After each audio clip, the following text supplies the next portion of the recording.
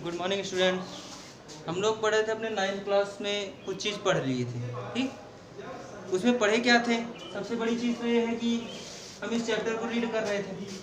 उस चैप्टर को जब रीड कर रहे थे उसमें हमने सेल के बारे में पढ़ लिया था। सेल क्या होती है, इसकी खोज किसने की थी और ये कहाँ पे पाई जाती है, इतनी चीज़ पढ़ चुके थे। एक बार उसको रिवाइज करते हुए तब हम आगे की तरफ बढ़ते हैं, क्योंकि 1-2 दिन बाद 9th की क्लास शुरू हो रही, तो हो सकता है कि आप वो सारी चीज़ें भूल चुके हों, इसलिए हम फिर से रिवाइज करते हैं एक बार। देखिए, सबसे पहली चीज़ तो हमने बताई थी कि अगर हमारे जीवन की जो इकाई होती है, हमारे जीवन की जो इकाई होती है वो सेल होती है, ये बताया था हमने। तो सेल क्या है? The smallest structure and functional unit of living organism is called cell. यानी सेल क्या है? किसी भी जीव की सबसे छोटी क्रियात्मक और संरचनात्मक इकाई को हम क्या कहते हैं? कोशिका कहते हैं, यानी सेल कहते हैं। इतनी बात तो समझ में आई। फिर बात ये हुई भाई, सेल मिली कहाँ से, कैसे हुआ, क्या देखा, किसने देखा? तो सबसे पहले रॉबर्ट हुक ने सेल को देखा था। कहाँ पे देखा था? पेड़ की छाल में देखा था। कैसा स्ट्रक्चर था? हनी कॉम्ब लाइक स्ट्रक्चर, जैसे मधुमक्खी का छत्ता होता है। और वो छत्ता कैसा होता है? हेक्सागोनल होता है। हेक्सागोनल का मतलब खटकोणीय होता है। ऐसे तरीके से कई सारे स्ट्रक्चर उनको कहाँ पे देखने को मिले थे? उस कार्क में मिले थे, उस छाल में मिले थे। ठीक, उन्होंने इस चीज को देखा और देखने के बाद इसका नाम क्या दिया? सेल दिया। इसका नाम क्या दिया? सेल दिया। फिर उसके बाद भाई बात आगे बढ़ी और कि ये सेल, इसके बारे में काफ़ी ज़्यादा अध्ययन हुआ। तो उसके बाद जब अध्ययन होता गया तो बात ये आई, किसका शेप और साइज कैसे होगा? भाई शेप और साइज के बारे में भी बात हुई कि भाई अगर सेल है तो उसका कोई ना कुछ शेप होगा, कुछ ना कुछ साइज होगी।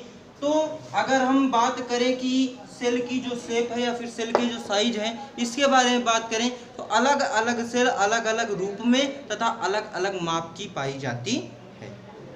अलग अलग सेल अलग अलग रूप में और अलग अलग माप की पाई जाती है, यानी उसका जो शेप होता है और जो साइज होता है वो अलग अलग स्थानों पर अलग अलग रूप का होता है। जैसे अगर हम बात करें नर्वस सेल की, जो हमारी तंत्रिका कोशिकाएं होती हैं वो कैसी होती हैं? तो उनमें क्या होता है? एक ऐसा एक स्ट्रक्चर होता है और उस स्ट्रक्चर में कई सारे धागे नुमा संरचनाएं निकली हुई होती हैं।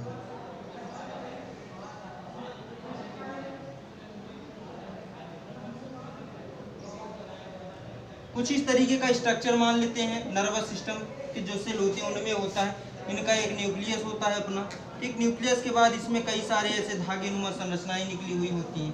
तो ये क्या, ये भी एक तरीके का सेल ही है। ठीक, तो इस तरीके से सेल स्पिंडल शेप्ड हो सकते हैं, सेल क्यूबाइडल हो सकते हैं, सेल फ्लैटेंड हो सकते हैं, सेल सर्कुलर हो सकते हैं, सेल स्फेरिकल हो सकते हैं। तो सेल जो होते हैं वो कई तरीके के हो सकते हैं। ठीक, बात समझ में इतनी? तो आप हेडिंग डालिए, उसके बाद फिर हम आगे और बताते हैं।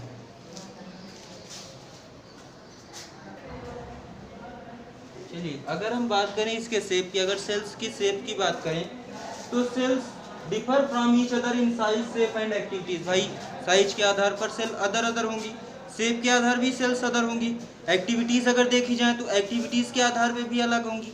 भाई अगर हम कोई भी काम करते हैं, अब ये हमारी जो उंगली है, ये उंगली मूवेबल है तो इसके सेल्स भी मूवेबल हैं, तभी तो ये उंगली मूवेबल है। उसके साथ अगर मान लीजिए हम बात करें कि ये उंगली जो यहाँ से मूव कर रही है, ये इसमें कई सारे पार्ट हो जाएं, यानी ये हर जगह जहाँ से हम चाहें वहाँ से मोड़ लें, तो ऐसा नहीं हो सकता क्योंकि वहाँ के सेल्स मूवेबल नहीं है, इसलिए मूवमेंट उसमें नहीं होगा। लेकिन हम बात करते हैं किसकी, अगर बोन्स हमारी मूवेबल है तब, बोन्स मूवेबल है तब सारा वर्क मूवेबल है, नहीं तो नहीं है। ठीक, अगर इससे बात करें तो ये अलग अलग एक्टिविटीज अलग अलग शेप और अलग अलग साइज की पाई जाती है, यानी जो सेल्स होती हैं हमारी वो डिफर होती हैं, अलग अलग होती हैं, साइज के आधार पर, शेप के आधार पर, एक्टिविटी के आधार पर। Even some cell may have constantly changing shapes, such cells are called pleomorphic cells. कुछ ऐसे भी सेल्स होते हैं जो कि क्या करते हैं, हमेशा लगातार अपने शेप में चेंजेस करते रहते हैं, अपने आकार में परिवर्तन करते रहते हैं। ऐसे जो भी शेप्स होते हैं, ऐसे जो भी सेल्स होती हैं, उन सेल्स को हम क्या कहते हैं? प्लियोमॉर्फिक सेल्स कहते हैं। उन सेल्स को हम क्या कहते हैं? प्लियोमॉर्फिक सेल्स कहते हैं, जिसको प्लियोमॉर्फिक कोशिका हिंदी में कहा जाता है। भाई कुछ ऐसी भी सेल्स होती हैं जो कि लगातार अपने आकार में परिवर्तन करती रहती हैं, उनका आकार हमेशा चेंज होता रहता है। इस तरीके की जो भी सेल्स होती हैं उन्हें प्लियोमार्फिक सेल्स कहा जाता है। इसके एग्जाम्पल क्या हैं? WBC जो सेल्स होता है, जो हमारा व्हाइट ब्लड कार्पल्स होता है, इसके जो भी सेल्स होते हैं क्या होते हैं, अपने शेप में हमेशा चेंजेस करते रहते हैं। अमीबा, कभी आपने अमीबा देखा हो या नहीं देखा होगा तो आप माइक्रोस्कोप की सहायता से, माइक्रोस्कोपिक जीव होता है, माइक्रोस्कोपिक एनिमल्स है, सिंगल सेल्ड होता है, एक कोशिकीय होता है। इसकी जो सेल्स होती है वो हमेशा क्या करती है, अपने आकार को परिवर्तित करती रहती है, चेंज करती रहती है। इस सेल को हम क्या कहेंगे? प्लियोमार्फिक सेल कहेंगे। बात समझ में इतनी?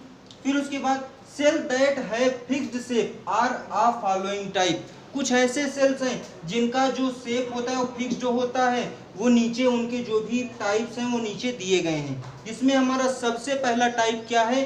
फ्लैटेंड। सबसे पहला टाइप क्या है? फ्लैटेंड। ये सेल्स कहाँ पे पाई जाती हैं? एंडोथीलियम में पाई जाती हैं। कहाँ पे पाई जाती हैं? एंडोथीलियम में। फिर उसके बाद हम बात करें क्यूबिकल की, तो क्यूब्ड शेप, जैसे क्यूब होता है उसके आकार का अगर कहीं भी सेल दिखती है तो उस सेल को हम क्या नाम दे सकते हैं? क्यूबिकल शेप्ड उसको हम कह सकते हैं। ठीक है। फाउंड इन सेक्रेटरी सेल, जो कि कहाँ पे पाई जाती है? सेक्रेटरी सेल में पाई जाती है। ज्यादातर अधिकतर देखने को कहाँ पे मिले क्यूबिकल सेल? सेक्रेटरी सेल्स के पास। फिर उसके बाद आगे बात हम करें किसकी? Spherical shell. स्फेरिकल का मतलब क्या होता है? जो कि अंदर से एकदम खोखला, बाहर से एकदम भरा हुआ। ठीक, उसी आकार को हम स्फेरिकल कहते हैं। स्फेरिकल का मतलब होगा तो गोल ही, होगा तो राउंड ही, लेकिन अंदर से कैसा होगा? खोखला होगा, यानी जैसे प्लास्टिक की गेंद। ठीक, उसके जो भी एग्जांपल्स हैं वो क्या हो सकते हैं? Plant cell. ज़्यादातर प्लांट सेल जो होते हैं वो स्फेरिकल होते हैं, और जो एनिमल सेल्स होती हैं वो भी स्फेरिकल सी होती हैं। उसके बाद स्पिंडल। अगर हम स्पिंडल की बात करें, स्पिंडल कैसा होता है? स्पिंडल टाइप अगर शेप उसका होगा तो कहाँ पे पाया जाएगा? स्मूथ मसल सेल फाइबर जो होते हैं, जो मसल्स फाइबर होते हैं, स्मूथ मसल्स फाइबर, उनमें ये सारी सेल्स स्पिंडल शेप की पाई जाती हैं। इलांगेटेड सेल कहाँ पे पाए जाते हैं? पैरेन्काइमा में पाए जाते हैं। और ब्रांच्ड सेल कहाँ पे पाए जाते हैं? Pigment of the cell of skin, जो स्किन का पिगमेंट होता है, स्किन में जो भी पिगमेंट पाया जा रहा है उसके जो भी सेल्स होंगे वो कैसे होंगे? ब्रांच्ड सेल्स होंगे। ठीक, इतने को ये जो भी बोर्ड पे लिखा गया इसको आप नोट करिए।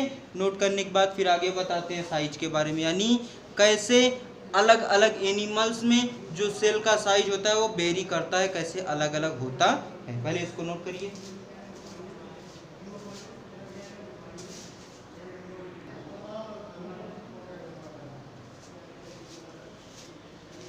चलिए, अगर हम शेप की बात करें तो देखिए यहाँ पे कुछ फिगर्स बने हुए हैं। उन फिगर के द्वारा अगर हम समझना चाहें कि कैसे सेल्स का जो शेप होता है वो अलग अलग होता है, तो यहाँ पे अगर हम स्मूथ फाइबर सेल्स की बात करें तो इलांगेटेड है। ठीक, लंबा एक डंडे-नुमा संरचना दिख रही है। ब्लड सेल्स की बात करें तो देखिए सर्कुलर दिख रहा है, यानी इससे अलग ही दिख रहा है। सेल्स ही सब हैं लेकिन सबका शेप कैसे? अपना अलग अलग एक शेप है। नर्व सेल की बात करें तो इसमें ब्रांच्ड शेप ब्रांच्ड दिख रहा है। ठीक, उसके बाद ओवम की बात करें तो कैसा दिख रहा है? स्फेरिकल शेप दिख रहा है। तो इस तरीके से हम ये कह सकते हैं कि जो सेल्स होती हैं इनका जो शेप होता है वो अलग अलग लिविंग ऑर्गेनिज्म में अलग अलग टाइप का शेप्स पाया जाता है। इसको बनाना चाहें बना लीजिए इस फिगर।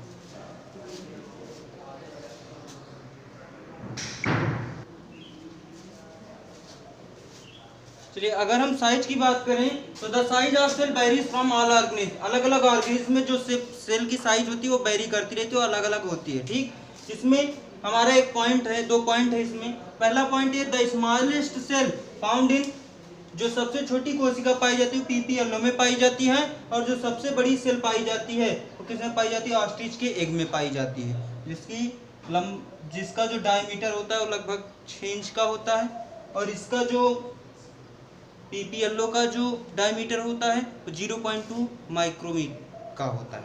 ठीक, तो ये क्या है? हमारे जो शेप और साइज थे ये हो गया हमारा। अब हम बात करेंगे अपने किसके बारे में? सेल थ्योरी के बारे में। ठीक, सेल थ्योरी है, इसको हमारे दो साइंटिस्ट ने मिलकर के दिया है। एक का नाम है सॉन और एक का नाम है स्लाइडेन। स्लाइडेन और सॉन ने क्या किया है?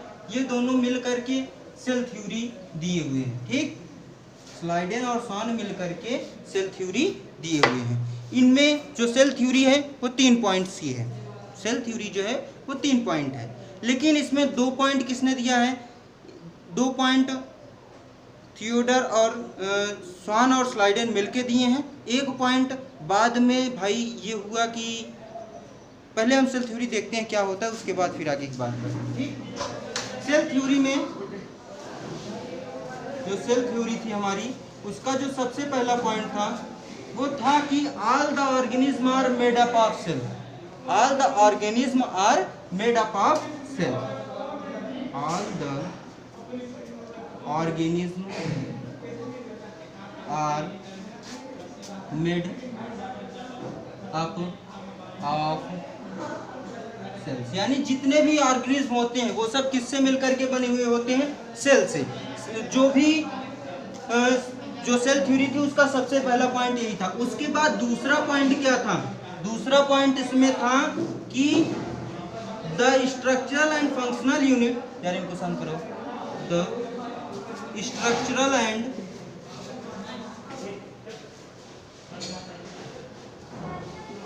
फंक्शनल यूनिट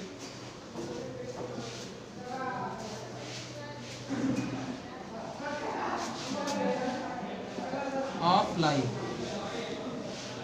सेल क्या थी, स्ट्रक्चरल फंक्शनल यूनिट थी किसकी, लाइफ की। सेल क्या थी, स्ट्रक्चरल फंक्शनल यूनिट थी किसकी, लाइफ की। तो दूसरा पॉइंट सेल थ्योरी का ये था। पहला पॉइंट क्या था, थियोडर और स्वान ने स्लाइडेन और स्वान ने मिलकर के दिया था, ठीक है, जिसमें पहला पॉइंट था all organism are made up of cell. उसके बाद दूसरा पॉइंट था the structure and function unit of life, यानी जो सेल थी वो क्या थी, स्ट्रक्चर और फंक्शन यूनिट ऑफ लाइफ थी। एक चीज याद रखिएगा, थियोडर स्वान और जो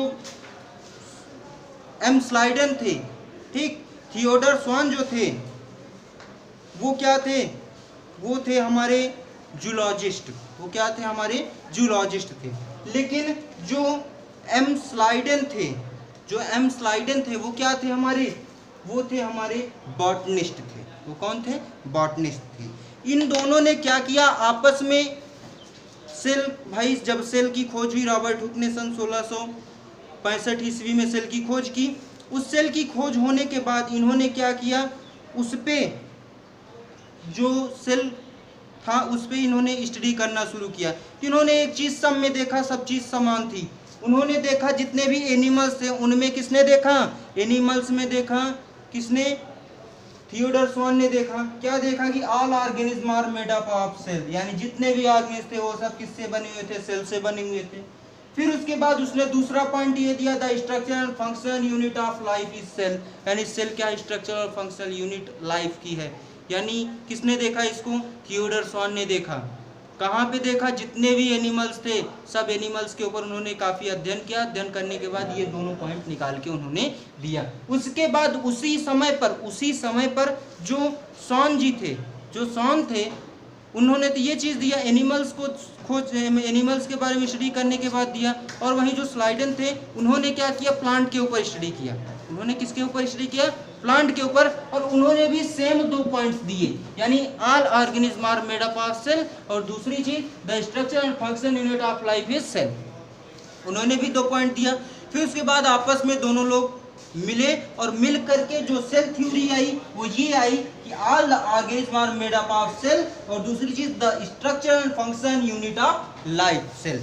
ठीक, उसके बाद भाई ये चीज तो समझ में आई कि ये सेल, कोई भी जीव सेल से बना हुआ है, फिर उसके बाद स्ट्रक्चर और फंक्शन यूनिट है लाइफ की।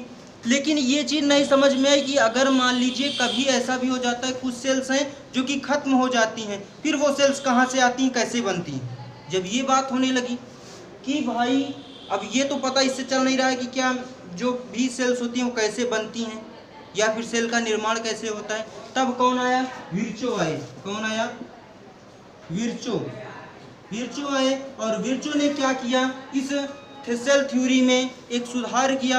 और सुधार क्या किया इन्होंने कि एक पॉइंट इन्होंने दिया था। सुधार करने के बाद क्या दिया, एक पॉइंट दिया था, और वो पॉइंट ये था ओमिस सेलुला ई सेलुला।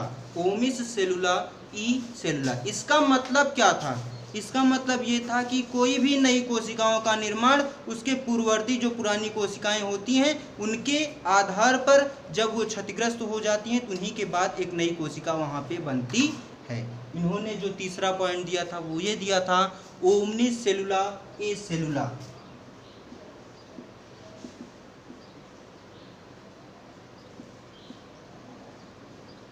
ठीक, ये था हमारा सेल थ्योरी। ये तीनों मिला के क्या हुआ, तीनों पॉइंट हैं सेल थ्योरी के। ठीक, पहला पॉइंट ये था all organism are made up of cell, दूसरा था the structure and functional unit of life, और तीसरा था ओमनी सेलुला ए सेलुला। ठीक, तो ये जो बात ए सेलुला नहीं, यहाँ पे ई सेलुला है, ई सेलुला। एक चीज याद रखिएगा भाई, एक नया वर्ड आया है, ये वर्ड हमको समझ में नहीं आ रहा है, तो हाँ, तो इसको हम बताएंगे अपने अगली वीडियो में, क्योंकि इस समय वीडियो लंबी हो सकती है। ठीक, इसको देखते हुए हमें क्या करना है, इस जो भी वर्ड्स हैं इन वर्ड्स का हम डिराइव्ड भाषा में अपने जो भी लैंग्वेज है हमारी, उस लैंग्वेज में हम बताने का प्रयास करेंगे। इसके लिए आप परेशान ना होइए, ये कौन सी लैंग्वेज है, ग्रीक या फिर लैटिन लैंग्वेज है। ओके, तो ओमनिस सेलुला ई सेलुला का मतलब क्या होता है कि जो भी ऑर्गेनिज्म होते हैं, जो भी ऑर्गेनिज्म होते हैं वो अपने पुरानी कोशिकाओं का निर्माण, उनके पुरानी कोशिकाओं का निर्माण, पुरानी कोशिकाओं के आधार पर उनके नई कोशिकाओं का निर्माण होता है। इससे ये भी साफ जाहिर हो गया कि जो सेल्स बनती हैं वो कहाँ से बनती हैं। ठीक, तो आज के लिए बस केवल यही, इतना ही। आपका जो आज का टॉपिक था वो था शेप एंड साइज अगर और सेल थ्योरी। अगर इसमें आपको कोई भी दिक्कत होगी तो आप कमेंट बॉक्स में टाइप कर सकते हैं, हमें बता सकते हैं। Thank you.